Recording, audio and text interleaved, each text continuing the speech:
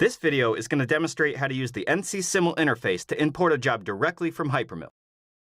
Once the add-in is installed, simply right-click on the operation to be exported and start the NC-SIML interface from the Utilities flyout. Choose a clamping position that will correspond to how the setup will sit when it gets loaded onto the real machine. Next, decide where to locate the output files and click the button to launch NC-SIML.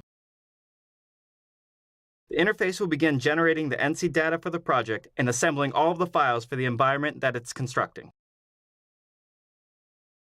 Upon opening, NC-SIML will automatically create the part, rough stock, and clamp files, as well as populate the job tree.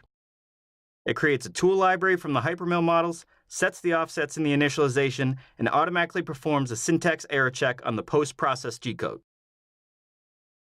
Notice that all of the elements have already been placed on the machine table, and without any further setup, the simulation is completely ready to begin verifying the program.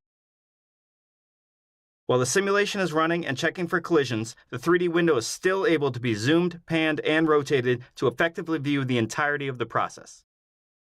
Watch as the real post-process code is dynamically displayed in conjunction with the machine movements and how the HUD provides a live feed for the machining conditions.